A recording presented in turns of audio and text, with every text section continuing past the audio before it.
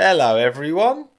I'm a little bit early, just as a little treat for you. You're very welcome. Welcome back for the final time in 2022 to my post-race Chinwag for the Abu Dhabi Grand Prix, as you can see by the thumbnail, because the glorious Sebastian Vettel's head is covering the end of the word welcome, everyone, to the stream. Welcome everyone who's here live. Joe, Finley, Dominic, What is Ricardo, Carol, Aaron, Phronix, Professor Z, Laurenus, Patrick Albon. Is that your actual name? Rah. What a hero. Zybo, Savannah, Zio, Anx, Mohammed, Christian, Melanie, Nate, Laddie, Finn, Anthony, Jose, Scott, Antonio, Louis. Hello, everyone. Welcome. Thank you all for coming. Hopefully, at some stage, I'll get through. I'll have said everyone's name who's in the live chat at least once. If you're here often enough, then there's a good shot. You know what I do at the start. Welcome to everyone who's watching after the fact as well. It is 12 midday in the United Kingdom of Great England land, and we're going to talk all about the Abu Dhabi Grand Prix, the season finale. The season is done, and you know what? I'm looking forward to just like no racing for a bit. You know what I mean? It is a lot as a fan. 22 weekends, 24 next year. I'm looking forward to, but the content's not stopping. Don't worry. It's just the live following of the race where you're tied to the, you know. Is my mic not working? It seems to be okay. I am having some issues with my mic. This microphone. I think my Guy XLR might be a bit buggered. But anyway, we'll get to it. Right, first of all, race rating, please, out of 10. Let me know. What do you think? Out of 10, what we saying? And while I wait for you to give some numbers, yeah, it's amazing how little excitement I have for the World Cup. I'm honestly like you'll struggle to find a more kind of passionate and invested England fan last World Cup, like any major competition, but just this World Cup, it's just not doing anything for me, to be honest. Right, okay, we're getting a good range here. Okay, we're gonna sweet. Okay, now let's start a poll. So race rating out of 10. So I'm gonna go 4 or less. 5, 6, 7 or more. YouTube, if you're watching, please add more options for your polls. That would be fantastic. Then I could just do a 1 to 10 poll. That would just, what a breeze, you know. I'm good, thank you, Spark. Hope you're well. But yeah, out of 10 for this race. It's one of them, right, where there were a lot of overtakes. I stand by it. Like we saw a lot of battles. We saw a good amount of overtakes. Were they at the front? Were they battling for the lead? No. Did we see all those overtakes on screen as well? No. However, do I think it was a bad race? No, I don't. Again, I think there's 20 cars on track. Yes, obviously there's more excitement when there's scrapping for a lead versus scrapping for, P13. And then there's a bit more excitement than scrapping for P13 when you're scrapping for P7. And even more when you're scrapping for the win. I get that. Midfield was good fun. Midfield kind of carried this race, but I thought the actual midfield battle was very interesting. A lot went on, mixture of strategies. For me, I've given it a 6. I thought 6 was. I think 6 is fair, and actually you're split down the middle between 5 and 6, 36% each, and then it's 15%. You very very evenly spread, you lot, today, which is not a not a way I'd describe my audience typically. There was some sus strategies. I think there was a few gambles played. That maybe didn't pay off as much as they could have for certain drivers and better for others. I mean, the one stop worked for Charles Leclerc. But yeah. And yeah, the lack of... We'll talk all about the donuts. We'll talk about the man of the moment as well a bit later. We'll kind of wrap through the race first. You can already see him on track, lighting up the rears in that Aston Martin. Beautiful. Right, let's have a look at the race results then. What happened yesterday? Max Verstappen won ahead of Charles Leclerc, Sergio Perez, which is exactly the 1, 2, 3 of the Drivers' Championship. So there you go. Checo wasn't able to catch Charles at the end. Norris, fastest lap. Well done, Lando. Sainz P4, Russell P5. Vettel scraped into the points. Got 1 point. Should have, would have, could have been more. You got to think so. Yeah, 3 retirements in the end. Hamilton, Latifi, and Alonso. Alonso's car went bang. Latifi's, I guess it was to do with the contact into the wall, the rear wing hanging off. I'm surprised he even got going again, to be honest. And then Hamilton with a hydraulic issue, something along those lines. Bad day for Haas. Bad day on track for Alfa Romeo, but a good day off it. But there you go. Silently great late race from Lando. Hard to disagree. Right. Hydraulic is a difficult word to spell. Right. Okay. So those are the results. Where does that leave us at the end of the season? Well, Drivers' Championship standings after 22 of 22 races, Max Verstappen 146 points clear. Which, look, I've said this a lot of times, like, this championship will be remembered as being dominant. I think the reality of what we've seen so far this year with the strength of the Ferrari, if it wasn't for their own incompetence, the gap would be smaller. I still think Verstappen's winning the title regardless. He's just been slick this year, unreal. Combined with that that car, it's going to be tough. It's going to be tough next year for anyone to, even with the reduced aero time and the additional reduced aero time as the punishment for exceeding the budget cap. I think that's still a big ask. Max has to go into next year as the favourite, surely. Welcome, Nedo, by the way, to friends of Tommo. Hang on, let me just yeah, with one. But yeah, Charles Leclerc pips Sergio Perez at the line, 3 points in the end. So if Max Verstappen had yielded position at Brazil to Sergio Perez, Perez still would have finished 1 point behind Leclerc. Just saying. Does my mic actually sound bad, or are you lot just winding me up? Because I actually know that my mic is playing up. I could change mics, actually. I could change to my handheld mic. I might just in the background set up my my background mic. So half of you are saying it hisses it. Yeah, no, it does hiss a bit. I think it is actually hissing a bit. Because literally, when I was filming Talking Points last night with the boys, I had to go handheld on it.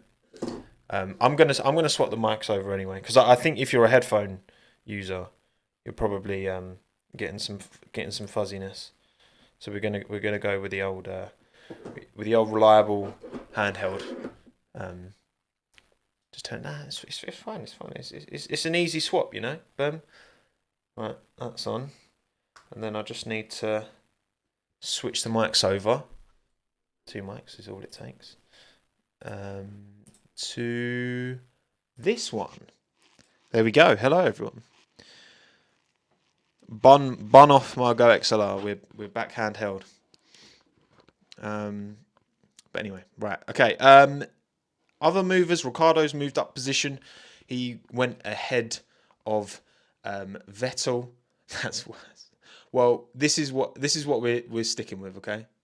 So deal with it. Mic crack. What is that mic crack? What, the Aston Martin team principal? Yeah, Vettel got jumped by Ricciardo at the end.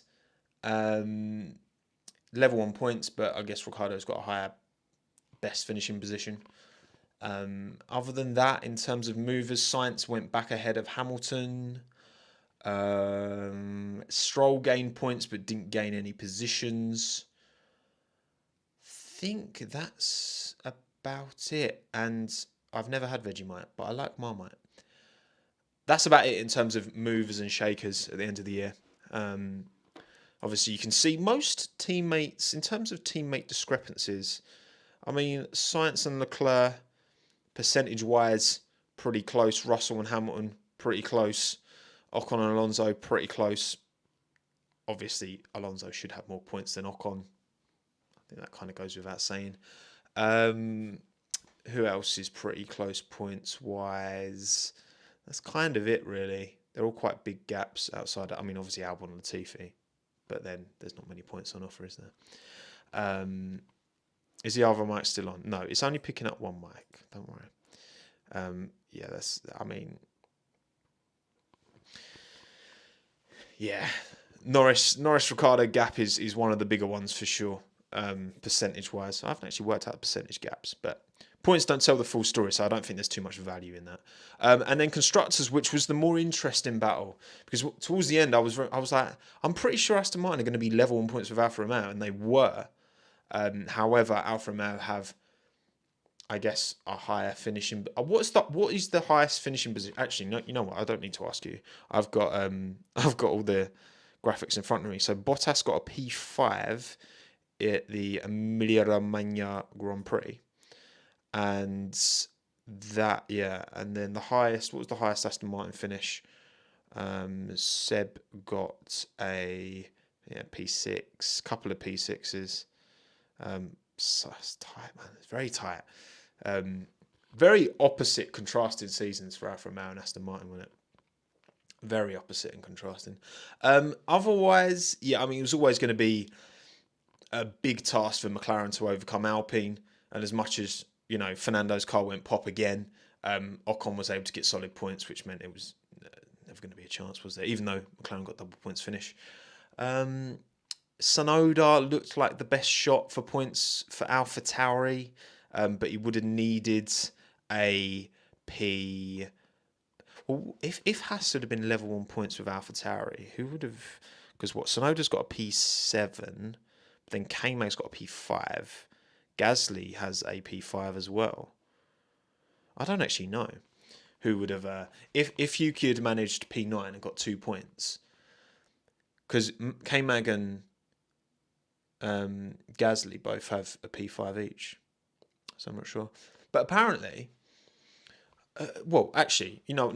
Before I put, how much? What's the difference? What's the estimated difference in money between Alfa Romeo finishing 6th or 7th? Because I've heard a number, but I want to ask you lot before I put the number that I've heard out. But it's significant. Yeah, 12 million. That's the number I heard as well. I wasn't sure if it was just waffle. Yeah, 12 million. 12 million is a lot of money.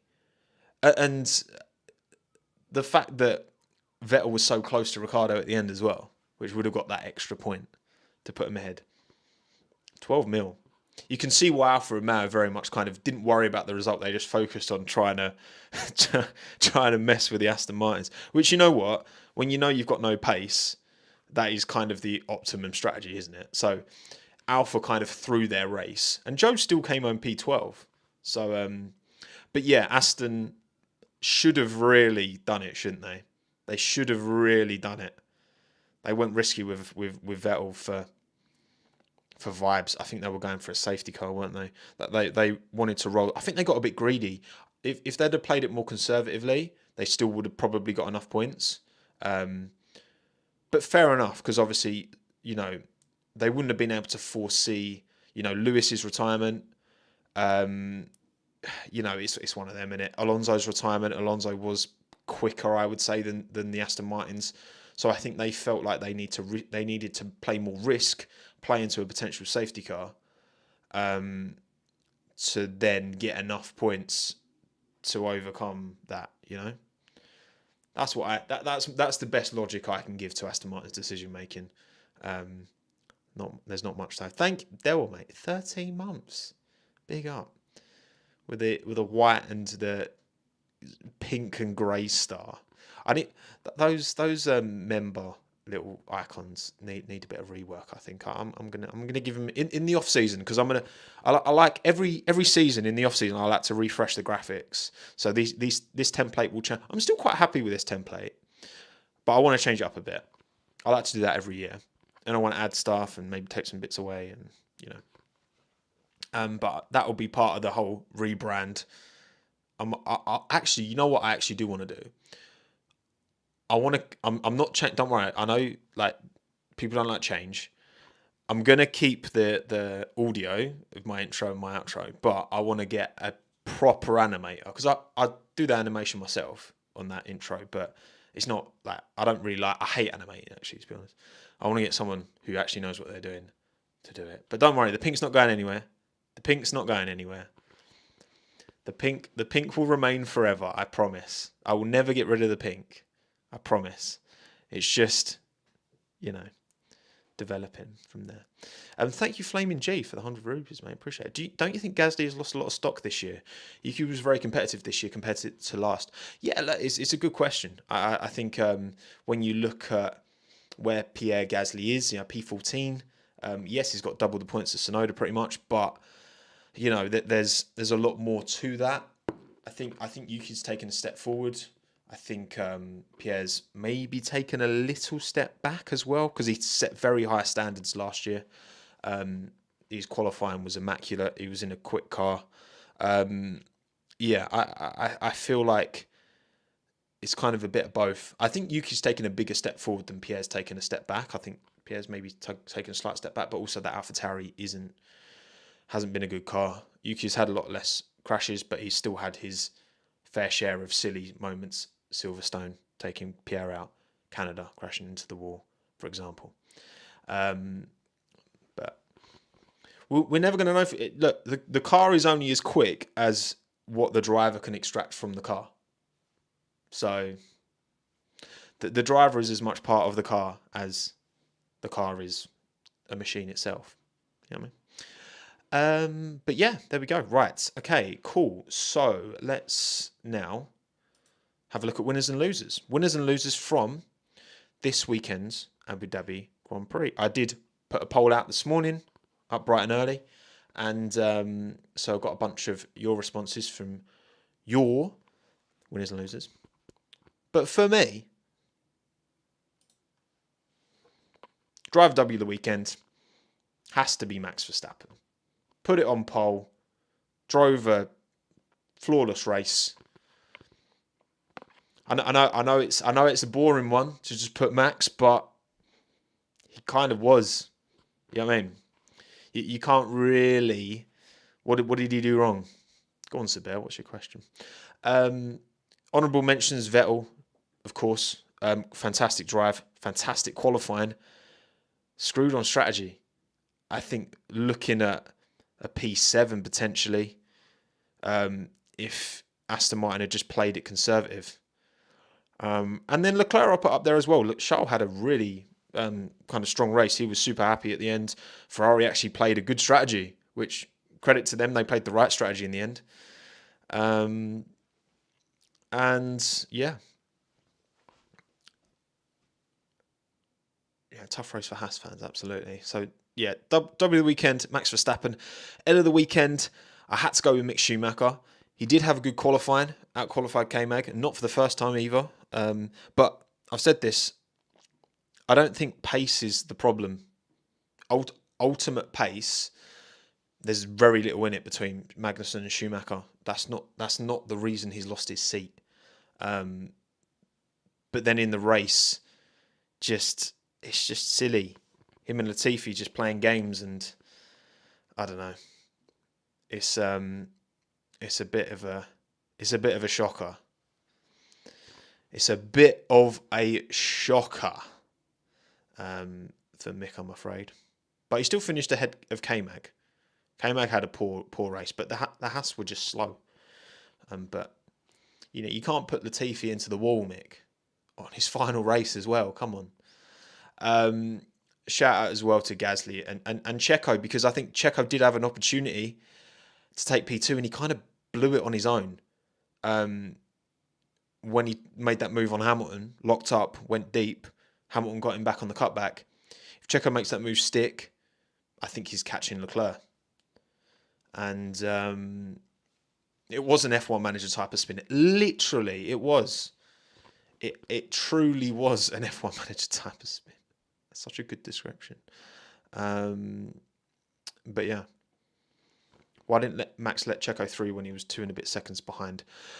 I don't think you could have reasonably... Like, again, Brazil, it was nothing. Of course Max should have let Checo past. It's just silly. Like, literally, like, why wouldn't you? But in this instance, Max is entitled to go for the win. He's entitled to extend his record. I wouldn't expect him to do that. In the same way that I didn't expect, when and Senna let through Gerhard Berger. I think it's Suzuka, wasn't it, in like 91 or something, to win the race. Or when Schumacher let past Barrichello to win the race in Austria. And everyone was mad. Like, I wouldn't expect that. I don't think Max could have done much more reasonably. Could have been reasonably expected to do too much more in this race to help out Checo. Brazil, it's a no-brainer. But this race, I don't think so. But I do... There's definitely some... Like, Red Bull were going hard PR this weekend. All about, team. Well done, team. Great team effort. Team. I'm like, okay. All right, just... Look, I think this is a good time them to have a little break, have a bit of time apart, fresh perspective in for next year, right? Because they're in a great position. They just need to not allow these... I think there's obviously egos on both sides of the garage, and they're in a great position, but also they can't allow those egos to, if Mercedes are more competitive next year, if Ferrari sort out their strategy issues and get a slightly quicker car as well, I think having driver egos tripping over each other could potentially hinder. And it looks like the Red Bull driver partnership is the frostier one of the 3 top teams at the moment, But yeah, there you go. Team W of the weekend, again, Ferrari made the right call with Leclerc. There was no real standout. Obviously, Red Bull race win, but then arguably made the wrong decision for Checo. I think it's a combination probably of, again, Checo kind of let himself down a little bit with that move on Hamilton, but also it's kind of a bit of both. And then Alfa Romeo, as much as they're both out the points, shout out Zhou Guanyu who did what he had to do to hold up the green cars and secured an extra 12 million of bag for Alfa Romeo, which and look, Joe's a driver who brings the bag anyway, so he deserves like a full Prada wardrobe, because he loves a bit of Prada, right? He loves a bit of Prada. Oh, Joe Guanyu, big up. And then Team L of the weekend, I've gone Haas just because they were nowhere at the bottom. Slow, not good. AlphaTauri, again, both out the points and weren't able to leapfrog Haas, which is an L. Them finishing P9 is not good. And then Alpine, as much as Ocon had a good result, they should have been on for much better points, but Alonso's car went bang again. Oh yeah, and Joe's rookie of the year. True. But yeah, they're my winners and losers. Your winners and losers, broadly similar. Charles Leclerc actually took Drive W of the weekend with a couple more votes compared to Sebastian Vettel with the 1,011 people who voted. Charles Leclerc just about edged out Sebastian. Hamilton, shout out, which, to be fair, I think Hamilton carrying that car with damage, and especially after they sorted his front wing out, in terms of there was damage from the hit. Lewis got damage from hitting the sausage curb, which then affected the balance of the car. That's why he was slow after that. When he pitted, they adjusted the front wing to counter that, and then he was arguably faster than George with a damaged car. So I do think Lewis deserves credit and shout out for that for sure. And then Lando Norris, 10% of the vote as well.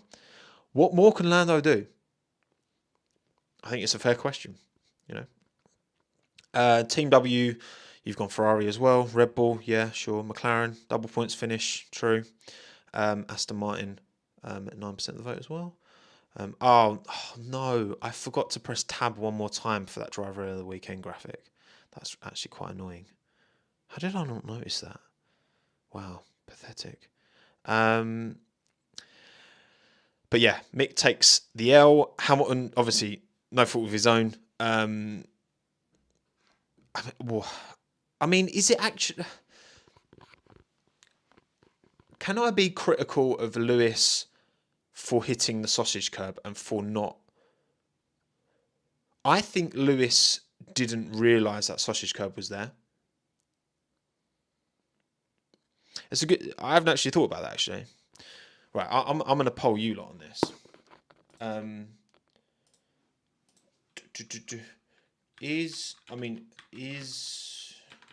Does Lewis deserve criticism for hitting the sausage? Because right. So if you think yes, then like yeah he or no he was just unlucky. You know what I mean? Because he did. That is ultimately what caused the damage, and I don't think he needed to hit it. I think he could have. Well, no, so they don't all do a track walk. That's the thing, and I don't think Lewis does a track walk because I know like most of the drivers do, but I don't think Lewis does. Well, he ultimately, the way I see it anyway is that, science was alongside and passed, and he chose to kind of try and take the run off and go straight, but you're like 50-50. That's what I love. We're all sitting on the fence. I'm actually, you know what? I'm inclined to say actually yes, I would definitely like obviously the outcome of hitting a sausage curb, but I think Lewis should have known it was there and he should have not hit it. Obviously it's easy to say in hindsight he shouldn't have hit it. And he's going very slow. But I don't think he does track. I could be wrong. I don't think he does track walks. I don't think he. I think he did. He just didn't see it because obviously, like the Abu Dhabi runoff as well has all these paint lines all over the place. So I don't blame him for not seeing it. But maybe that's why. That is part of why a track walk's important, I guess, to understand what is on these. Because you're not going to see a sausage curb when you're focusing on that corner in normal circumstances. So. But yeah, you lot split down the room. Yeah, I mean, yeah, I can't be too critical of him, but I do think I do think a degree of criticism is probably fair on that. Track walk is irrelevant. No, I don't think it's irrelevant though, Richard. I really don't. I mean, look, we saw when Daniel Ricciardo didn't. I think he didn't do a track walk in Australia remember when in that Renault he like took off his front wing like right like off the line because he thought the grass was like fine to drive through, and then. Did it say 50.49? That's mad. Thank you, Francesco, mate, for the 10 Aussie dollars. Wama, how are you, lad? I'm all right, mate. I'm good. Loved the race. Don't know why people didn't. And I'm a Ferrari fan. I was hoping Checo was going to get Leclerc only so next year Ferrari can win it all. I've got faith. You've got faith. Listen, look. I think, Francesco, I think that Binotto is the right man for a technical top position. I don't believe he's the right man to lead that team fully. I think his expertise would be better placed elsewhere. Leads in the technical side because they've produced a fantastic car. I'm not convinced that Mattia is the right person to lead everyone, though. You know what I mean? I think maybe there needs to be someone alongside him in terms of the operations, making sure everyone's, like he focuses on the technical. He makes this car amazing. I just don't get that, like, And look, there's not one way of leadership. I mean, you look at when, Ross Brawn and Jean Todt, for example, led Ferrari to all that success with Schumacher. I think Bonotto could fill in the role that kind of Ross Brawn took in that team, and then bring someone else in who does the Jean Todt role. Maybe. I don't know. I just think there's that ruthless streak that maybe you do need. But we'll see. We'll see. I don't think he'll leave. I think the fact that those rumours came out means that even if they were thinking about getting rid of him, they're not going to get rid of him now. Because Ferrari, they love it. They love a bit of PR. They love controlling the PR, the narrative. Vasseur said can't. I didn't see that, Carol, but I don't think Vasseur will replace Bonotto. I mean, I definitely think getting rid of Bonotto is definitely the wrong choice. It's not about getting rid of Bonotto. It's about maybe moving him elsewhere. Bring back Arriva Bene. Maybe.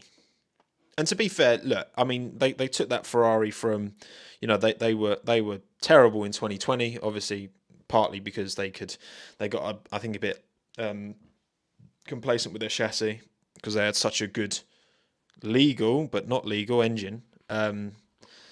So to recover to fastest car at the start of this year anyway, it is impressive, and that's why again I think that deserves plaudits and credit.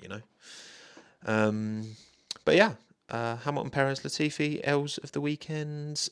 Team at L's, pretty similar to mine, as are the W's. Thank you again, Francesco. I agree, Bonotto's a great guy, but I feel maybe leave it to Lauren Mechis. I love Bonotto's attitude and the Ferrari way. Look, hey, maybe. I just think there needs to be clear, like a demonstration that they're learning from their mistakes, and I think that's ultimately right. What has bothered me more than anything is that there's not been this acceptance, and that everyone chooses to run their ship differently, I guess, but I think you've got to accept and acknowledge when you do make mistakes so that you can learn from them and move forward. But yeah, there you go. Right, cool. Let's talk teams now. Williams.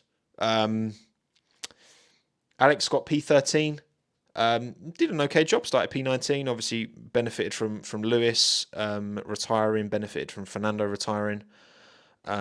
So without those retirements, he's P15, so that's 4 positions gained net. Pretty good. That Williams typically is better in race than it is in qualifying. Yeah, I mean, ultimately, I'm pretty satisfied with how Williams' season is, with how Alex's season has gone. Not Williams, the worst car, but I'm pretty satisfied with how Alex's season has gone. I don't think he's had a couple of times. He's had a couple of stinkers. Didn't have a good time in Monaco, but all in all, I think he's done a pretty good job. It's difficult to really rate Alex super high with my chest because of the low caliber teammate. Ultimately, we just don't know how quick that Williams is. I think Logan will do a much more representative job. I'm confident he'll do a decent job next year, and that's confirmed now as well. Logan Sargent, welcome to Formula One. Watch the feature race.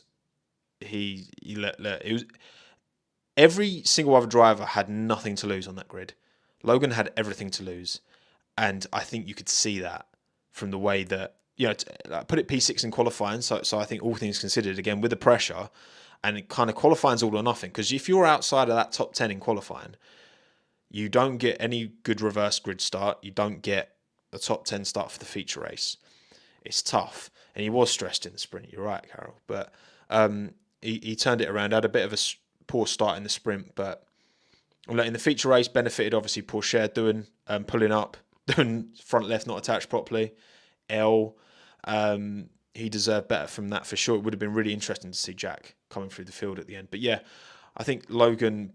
Yeah, he lost P3 in the end. P4, 1 point behind Lawson. He's not going to lose sleep over that. I think given the pressure that Josko Pito put on him, I think he did a solid job. He doesn't stink, Francesca. He doesn't stink. Come on now. Logan's been in the top 10 every single race, sprint and feature this year, apart from one, I'm pretty sure. In fact, let me double check that. I'm pretty sure every single feature and sprint Logan's finished, he's been in the top 10. My microphone's falling on me. 2022 Formula 2 season. Come on, Wikipedia, help me out. I'm pretty sure anyway. Hang on, let's have a look. Let me check. So Sargent. Okay, so there's a P12. Okay, twice. No, only once. So he got P6 in bar. So he got right. P6, 7, 12 in the Jeddah feature race was the only time he's finished outside of the top 10 in all feature races and all sprints this year, which is it's consistency that's ultimately delivered him. And then P6, 7, 3, 4, 10, 9, 6, 2, 7, 1, 7, 1, 8, 2 retirements, 10, retirement, 5, 8, retirement, 4, retirement, 6, 5. And in a competitive field as well. I think it's been a very competitive Formula 2 season this year. I think Formula 2 next year is going to be quality. We've got like Behrman coming up. We've got Maloney probably coming in. We've got Arthur Leclerc coming in as well. Yeah, it's going to be good next year. Cool, right? Yeah, Williams and Latifi. It's the end of an era for Nicholas Latifi in Formula 1. There's nothing more to say that hasn't already been said. Unfortunately, Nicky wasn't up to the caliber required to maintain a seat in Formula 1. I think he was fortunate to get 3 years at the end of the day. Like, his money for sure helped him. But look, I hope him all the best. I wish him all the best. He got P2 in F2. Don't forget about that. He did get P2 in Formula 2. There's clearly some ability there. It wasn't the best field in Formula 2 that year, but ultimately, not anyone can just walk in and win races in Formula 2. So I do hope that, it's been quite surprising to me just how far off the pace he's been consistently. I just think it's just something about F1 cars that he just can't seem to extract the absolute optimum. Honestly, I think part of it is because he started so late. Latifi started karting when he was 12. And obviously he got a lot of opportunities to race because of the financial backing he's got. But I just don't think he ever had that real instinctive feel that you need to really extract everything, particularly in qualifying. Actually, no, you know what? Actually, I'd probably say his race pace is just as, if not worse, than his qualifying pace. But yeah, I just think he just lacked that ultimate feel that these drivers who start when they're, jump into a kart, driving around their back garden when they're 3-4 years old. You develop that intuition. I just think Nicky never had that. But on to the next for him. Matthew, mate, thank you very much, buddy. Appreciate it, man. For the 20 Aussie dollars. Far too good to me. Far too kind, mate. Sleep well, buddy. And thank you, Essay, for the $8.99. Opinions on Norris and Piastri pairing. I think it could get rough with another young, new, upcoming talent in the team, as Norris has taken that role for the past couple of years. Well, yeah, let's talk about McLaren now then. Off the back of your... It's going to be really interesting. I'm really excited to see. We'll see tomorrow Piastri in the McLaren, I think, for the end of season test. Starts tomorrow. We saw, actually, I've got a screen share already prepped, because we saw, if you've been looking at Alpine, Gasly's in the car. Pierre's knocking it about in the car. There you go, boom. Some nice images of Pierre in the Alpine. Love to see it. It looks right. It looks right to me. Looks good. But yeah, we'll be seeing Oscar doing the same thing, jumping into the McLaren. I think it's really important, and I've said this a lot about Ricciardo, but it's also really important that McLaren understand why it went wrong for Ricciardo, so that they are able to so that that doesn't happen again. Because Lando's talked about, he literally spoke after the race about this car not having enough front and how it's never had enough front, even when he jumped into that car like the first time, like when he was in that car in 2019. Um, you know, that characteristic has moved over to this generation of car as well. And that's a problem because if a driver like Ricciardo, it's how much of it is McLaren and how much of it is Ricciardo. Because yes, Norris is extracting everything, but also Norris knows no different. Norris doesn't know anything other than this McLaren with this kind of obviously odd characteristics. Science has talked about this car being a bit weird to drive. So yeah, I think it's important that McLaren understand why it went wrong for Ricciardo from a racing point of view as well as Ricciardo. It's important for him to understand why it went wrong so that he can convince any future team that it won't happen again. Because the idea of hiring a Ricciardo that is at the levels he was setting at Red Bull towards the end and setting at Renault towards the end, the idea of hiring that driver is incredibly compelling to most teams on the grid, no doubt. The idea of hiring the McLaren Ricciardo is very much the opposite of that, you know. So yeah, it's gonna be tough for Oscar. He needs to understand why it went wrong for Daniel as much as Daniel does. So that, but again, you know, in the same way that Lando only ever knew this car, I guess Piastri kind of does already know the Alpine somewhat as well. Be interesting to see how quickly he adapts to, because you know, Ricciardo went from Renault/Alpine to McLaren, didn't work. Oscar's gone from Renault/Alpine to McLaren. Hopefully, it does work. But yeah, a lot of pressure. A lot of pressure for McLaren next year for sure as well. You've got Oscar coming in with all this noise around him. You've got Norris who's continuing to put himself up there and potentially in a place where if McLaren don't give him the car, he might leave. I wouldn't be surprised if this McLaren doesn't make that step next year. I wouldn't be surprised if another team really does what they can to try and take him away. You know, I mean, it's difficult because they are in a top midfield like position. But it's like, how long does Lando wait, and when does that opportunity appear? You know, is it you know, do we get? It's so many factors outside of their control. That's the thing, and that's why silly season is silly, because it just takes one domino to fall, like Sebastian Vettel retiring, and then there's just all this madness going on. But yeah, ultimately, unreal from Lando this year. I'm really gonna. I'm struggling of where I'm going to put Lando in my end of season ranking. A video that is, of course, going to come fairly soon. I'm really struggling because I'm trying to think, what has he done wrong this year? He bonked Leclerc at Brazil.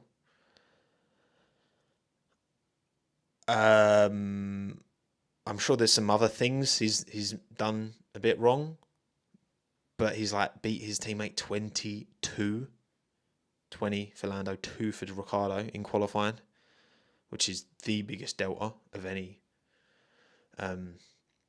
driver pairing. Say like Lando to replace Checo, but I just feel like Lando would take it to Max too much. Like Lando would want to be winning the championship, and I know Checo wants to win the championship, but I think also there is that more of an acceptance there from Checo because he's in a later stage of his career that he takes what he's given. Whereas I think Lando's like he thinks he's better than Max, and maybe in some ways he is. I don't know. He made he made Daniel Ricciardo look like a rookie. Yeah, you're right, Sava. He did. That's ultimately that was Lando's doing as well.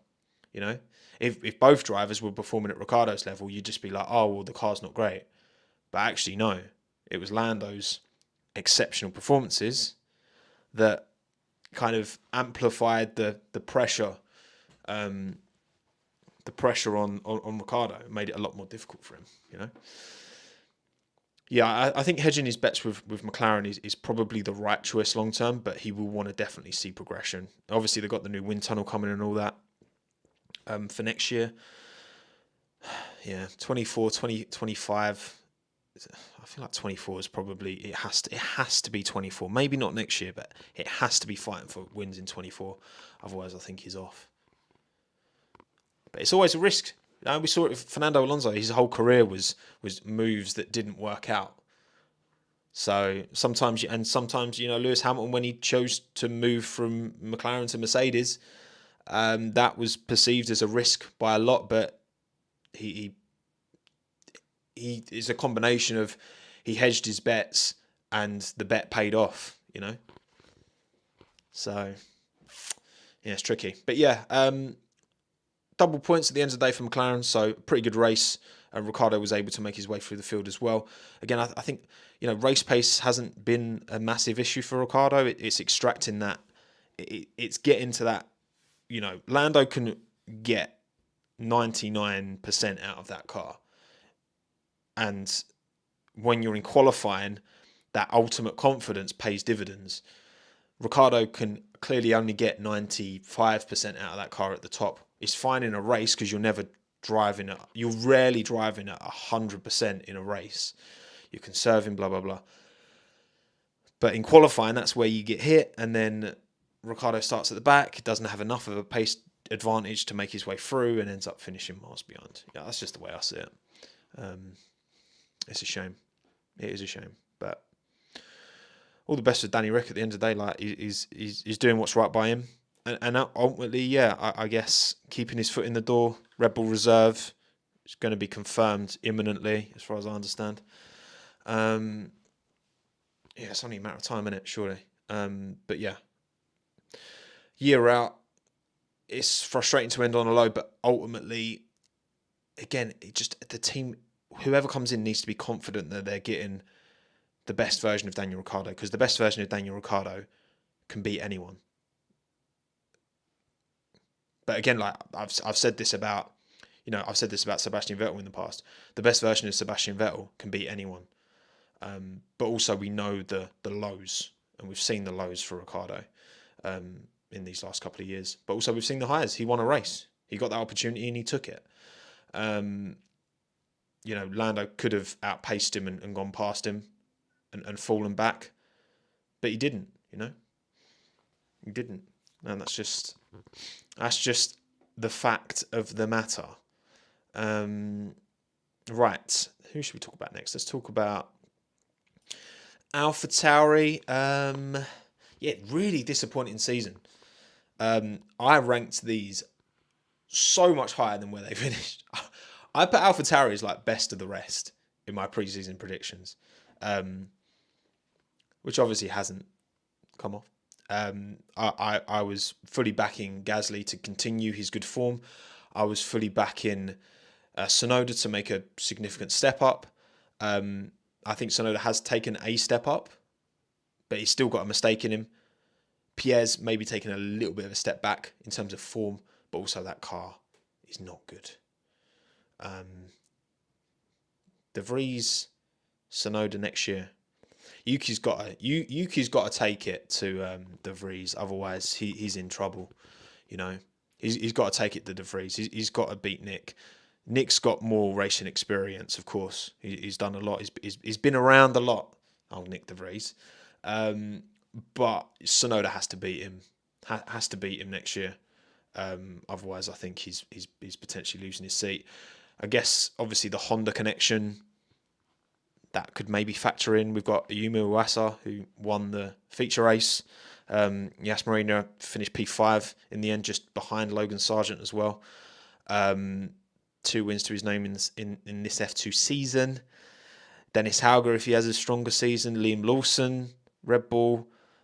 They're not. No one's really making it clear and obvious, like an Oscar Piastri or a Charles Leclerc or a George Russell, that they are the rookie to take out of F2. But and I think Lawson, considering the job he did in DTM, I think Lawson is the most likely still, definitely. I think Lawson, not just because he finished P3, even before this last race, I still, he jumped up massively, didn't he? Because he won the sprint and he came third in the feature race. He's had a really strong end to the year. He had a good start, all right, mid, and then he's won what 1, 2, 3, 4 races this year, Liam Lawson. Yeah, Sargent did get a super license, yes. But yeah, look, I hope Yuki steps up. He needs to. It's important. I think this third year is going to be really important for Yuki. It's make or break, really. He's definitely shown he's got the pace on his day, 100%. But is his day coming often enough? That's the question. And then, yeah, good. Happy for Pierre. I think it's a good move for him to go to Alpine. And as much as it's been a tough season, I think refresh. He's been stellar, unreal in 2020, unreal in 2021. Not great this year, but again, still outscored his teammate, still outperformed his teammate in not a great car. I think he'll be fine at Alpine. As much as I joke about the whole Gasly Ocon beef, I think they'll make it work. If I had to bet on it going well, I would bet on it going well versus bet on it going bad. I'm not even explaining myself properly. But anyway, right. Alfa Romeo. Yeah, again, shout out Joe. I think Joe's given a good account of himself this year. I think Joe's given a very good account of himself this year. He's he's a rookie alongside a driver of the caliber of Valtteri Bottas. Rookie of the year. Exactly. One of one. I think when you consider the caliber of Valtteri Bottas, a man who would on his day beat Lewis Hamilton, would out-qualify Lewis Hamilton on his day. Wouldn't have it, maybe 1 in every 4. I get about 25-30% of the time he would be able to out-qualify Lewis, less so out-race Lewis. But you look at how many times that the to be honest, I've literally got no gas for the England game. It's actually mad. I will stick it on, but I've got no gas for it. It's mad. It's actually crazy. I've been really impressed with Joe. Really impressed with Joe, actually. Again, he's another one where, when I think about my driver rankings, where am I going to put him? Because he's definitely outperformed my expectations. And I think he's given a really good account of himself. So, I don't know. I'm not sure. I'm genuinely not sure. Yes, 14.8. 14.8 to put. I'm not sure what the race head-to-head is. But, yeah. Well done, Joe. And yeah, Valtteri, good start to the year. Kind of petered off at the end. And again, on how much is it's like with Gasly, how much of that is the car, how much of that is the driver. I think Joe definitely closed that gap to Valtteri, and it's closer than I think it should be. I think Valtteri should be more clear of Joe. Question is how much of that is well done, Joe, and how much of that is bad Bottas. You know what I mean? Like badminton. Who's down there? I'll grab him if you stay to the end of the stream. He did beat the pay driver allegations. You're not wrong, my guy. You're not wrong. But yeah, happy to see them do well for once, because they've been consistently mid for years. So for them to finish P6, it's good. It's good. I'm happy for them. I'm happy for the Hin wheel-based team. Right, Alpine. I mean, Ocon outscored Fernando, which I did predict, but did he deserve to outscore Fernando? No, he didn't. He was purely like, I know Fernando does like to run his mouth, and sometimes it is a bit waffle what he comes out with. You're like, oh, how many points is it now? You've lost 2,000 points to technical gremlins just this season, Fernando. Come on. But at the end of the day, yeah. Alonso definitely did the better job this year. Ocon was fortunate, but also, I'm like the Fernando Alonso that we're seeing, right? The man who like takes this Alpine, puts it P2 in Canada in qualifying, front row possibly on if it wasn't for the hydraulic failure at Australia. This man is setting incredible standards. And for Ocon to be as close as he has been, 12-10 to Alonso in qualifying, head-to-head, for example, I think deserves credit. I think Fernando destroys most teammates. You know what I mean? If you're not on it, you will get destroyed. And Ocon hasn't been destroyed by Alonso. He's been outperformed, as would pretty much any other racing driver in the world. There are very few drivers who would not be wiped the floor with by Fernando Alonso, and Ocon hasn't been. So I think Esteban deserves big credit for that. Because as much as Fernando's been unlucky, also Esteban's been there to pick up the pieces most of the time. I think Ocon's my biggest pet peeve with Esteban is that he does race his teammates too hard. In the words of Alex Albon, they race me so hard. You can't say that. You can say that if it's your teammate, Alex, but when it's a competitor, it was an AlphaTauri he was talking about at the time, wasn't it? Or a Toro Rosso, whatever it was.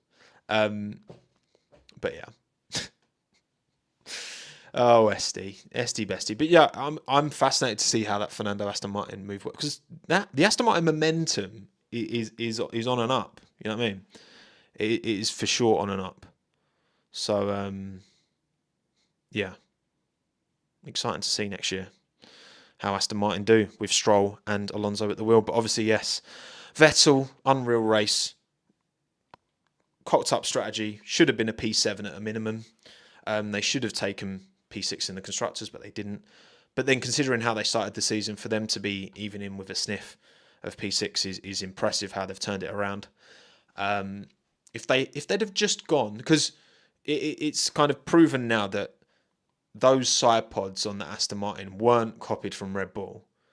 They'd had that in development for months, like developing on the side, and then they chose to go down this route, as you can see in this picture.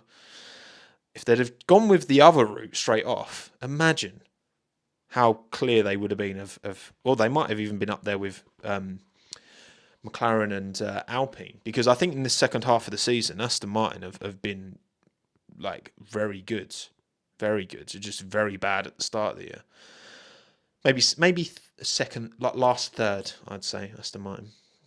Footy time. You can listen to me waffle while the football starts. Yeah, I'm gonna go watch it after this. I'll take my laptop downstairs actually, because I need to do some graphic work. But yeah, well done Aston Martin, well done Seb. End of an era, legend. Hopefully we'll see him knocking about the paddock, but he deserves a bit of time off just to chill. You know what I mean? Tell my waffle quicker. I can't control it. Ferrari, disappointing end of the season. Ultimately, look, obviously Leclerc has earned P2 for sure. It is raining. It is raining a lot. It's well loud. But yeah, go again next year, Ferrari. I think Sainz and Leclerc have been close. Leclerc always seems to have the edge, but it's only by like a tenth or two. Basically, this week's video is a season roundup of qualifying, ignoring the races, just looking at qualifying and breaking down qualifying a little bit more, because I think there's some interesting stories in the deltas. If you split the season in half as well, you look at the first half and second half in isolation, I think there's some more learnings to take from the qualifying performances across the grid. But yeah, they've got a good driver pairing. I think if they don't need much more Ferrari. They are close. They just need to sort out those little annoying bits, you know. But I'm confident they'll be back and fighting in that top three next year for sure. Haas, bad into the season, but they got P8 in the end. They can be happy with that. Nico Hülkenberg, Kevin Magnussen. I get it. I understand why they got rid of Mick. I do get it. But I don't think his pace was an issue. I don't think pace was really an issue. Qualifying pace, K-Mag out qualified him, but not by much. Race pace, I don't think was that different. K-Mag's slight advantage, but not by much generally over the course of the season. I just think that they just want a solid pair of hands to help push that car out of the bottom end of the midfield to the top. And Hulkenberg, we know Hulkenberg on his day can be very, very good. And again, watch my video about every time Nico Hulkenberg almost got a podium. And I think then you'll come out of that thinking, okay, yeah, that is probably a stat that he's kind of held against him for no real good reason. Because there were a lot of times that he should have and would have got a podium if it wasn't for things completely out of his control. But he also did bottle it a couple of times, so fair enough. But yeah, and well done K-Mag on that poll, man. Wholesome.com. Mercedes promising for next season. All I want is 3 cars minimum fighting for a championship. That's all I ask for. That's all I ask for. And it's looking like Mercedes will be up there next year. Fingers crossed. Because 3 car... Don't get me wrong. If it was... I'd much rather it be Williams or Alpine or McLaren or anyone. Because we all know Mercedes dominance. But at the end of the day, I want to see a 3-car fight at the front. May the best team win. May the best team win. But I would like it to be Williams. Come on, Williams. Come on, Williams. You can do it. And then Red Bull. The end of this season has been way more tumultuous than it should have been. With all this PR nonsense. But at the end of the day, well deserved. Well deserved Red Bull. Max Verstappen. Unreal. It's going to take one hell of a drive from anyone else next year to topple Max Verstappen. But I think with the right package, the right team around them, Charles Leclerc, Lewis Hamilton, George Russell, maybe even Carlos Sainz. I think Carlos is close enough to Charles that there's potentially a bit more. There's a bit more to come from Carlos. We shall see. We shall see, everyone. Right. Okay. I think I'm done. Pleasure as always. Thank you for watching all of these race pre-post race streams. What I'm going to do actually. So yeah, I've got my quali report ranking tier list, whatever, however I'm going to do it, coming out this week. And then maybe at the weekend, I will do my actual season review, ratings, rankings, all that. But also, what I'm going to do is take the W's and L's from all of my all of my post-race streams, and I'm going to collate them, kind of like I did in my mid-season report. It's going to be very similar to my mid-season report, my end of season 1. So, and just looking at how drivers have moved up and down in my estimations compared to 11 races in versus 22 races in. And yeah, you stayed to the end, so let me get Minton, who's asleep. Come on, mate. Hello, buddy. Oh, you are warm. He's very warm. Aren't you warm? What do you think of the 2022 F1 season, Minton? No? Nothing? It's Kimi Raikkonen type. Doesn't speak too much. Look at your little eyes. You sleepy boy. Winton. Because he only takes W's. Oh. There you go. Look there. Look at all your adoring fans. Big yawn. Oh, big yawn, baby. Ah, look at it. What a vibe. I can't believe you're so tired, mate, honestly. Mwah. Good boy. Right. Thank you all for coming. Stay hydrated. Be good. Enjoy England 0, Iran 7.